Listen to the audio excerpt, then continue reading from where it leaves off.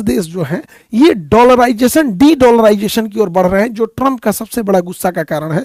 और इनका R5, अब एक एक करके समझिए, ये एक नई मुद्रा लाना चाह रहे हैं जिसका नाम होगा R5।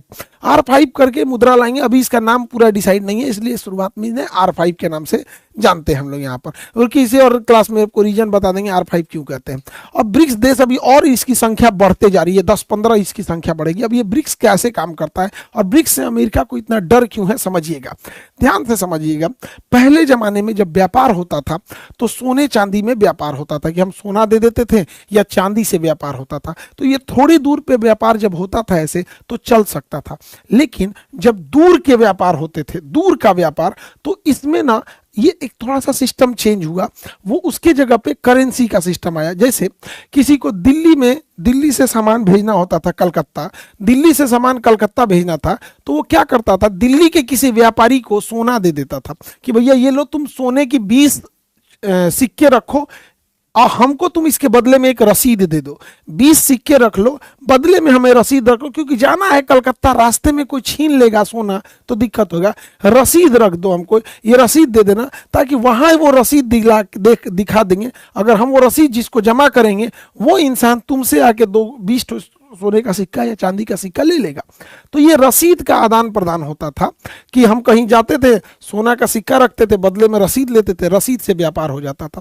धीरे धीरे वो जो सोना का सिक्का रखने की व्यवस्था थी वो हम व्यापारी की जगह ना रख के बैंक में रखने लगे। अब बैंक उस सोना के बदले हमें रसीद देने लगा कि हाँ भैया ये रसीद लीजिए। तो अब जब से बैंक जब आ गया तो इसमें क्या हुआ कि अगर हमें किसी को सोना का 20 सिक्का देना है मद्रास में ले जाके, केरला में ले जाके, तो हम ऐसे नहीं देते थे, बल्कि बैंक को रख देते थे, ये लीजिए 20 सोने के सिक्के, बदले में हमें रसीद दीजिए। केरला में गए, मसाला खरीदे, उनको 20 सोने का सिक्का ना देके वही रसीद दिए, क्योंकि यह बैंक जो मेरे यहाँ पटना में है वही केरला में भी है। तो ये बैंकिंग सिस्टम ऐसे ऐसे आने लगा।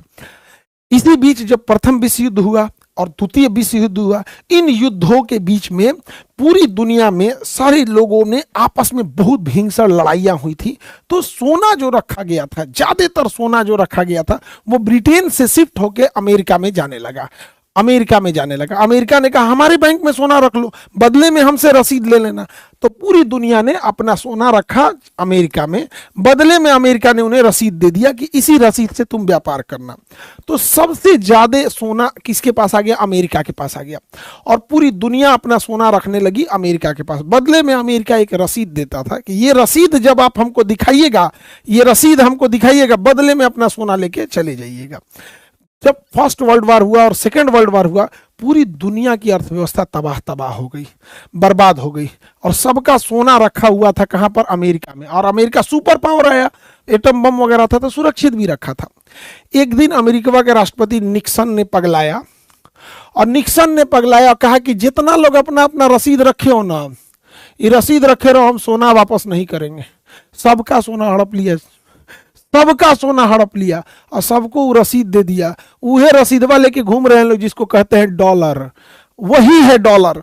अब हमारी मजबूरी है, हम ये डॉलर इसको देते हैं, यही डॉलर इसको देते हैं, ये डॉलर इसको देते हैं, तो डॉलर आपस में घूम रहा है। लेकिन अगर ये पूरी दुनिया के लोग इस डॉलर को छोड़कर पूरी तरह अमेरिका को चल गए और कहे कि ते अपना डॉलर पकड़, हमरा सोना दे, तो अमेरिका दे नहीं पाएगा। इसलिए अमेरिका को जिंदा रखने के लिए डॉलर को जिंदा रखना पड़ेगा। अमेरिका नहीं चाहता है कि कोई डॉलर को रिसीव करने से मना करे, इसलिए वो पूरी दुनिया को कहता है कि डॉलर में यूज करो। क्योंकि डॉलर अगर कोई नहीं लेगा, डॉलर जैसे हमको श्रीलंका का 1 लाख रुपया आ जाएगा, इंडिया में कोई श्रीलंका का 1 लाख रुपया नहीं लेगा, तो हम श्रीलंका में वापस करेंगे, ले पैसा। इसीलिए अमेरिका चाहता है कि डॉलर जब तक चलते रहेगा कोई अमेरिका की ओर वापस नहीं आएगा, और जो डॉलर पे उंगली उठाता है अमेरिका उसको बर्बाद कर देता है। सद्दाम हुसैन उठाए थे, बर्बाद कर दिया। लीबिया में मुअम्मर गद्दाफी उठाए थे, बर्बाद कर दिया।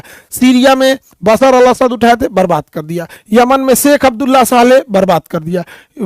होस्नी मुबारक, बर्बाद कर दिया।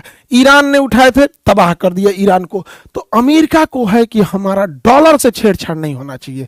लेकिन ब्रिक्स देश वालों ने कहा कि एक काम करते हैं, अकेले अकेले नहीं लड़ते हैं, हम लोग आपस में ब्रिक्स देश में रसिया है, चाइना है, इंडिया है, साउथ अफ्रीका है, ब्राजील है। शुरुआत में इन देशों ने कहा कि भैया हम जब 44% GDP रखते हैं तो हम अपना व्यापार डॉलर में नहीं करेंगे, हम अपना एक नई मुद्रा लाएंगे और 2029 तक संभवतः ये अपनी मुद्रा लाने वाले हैं।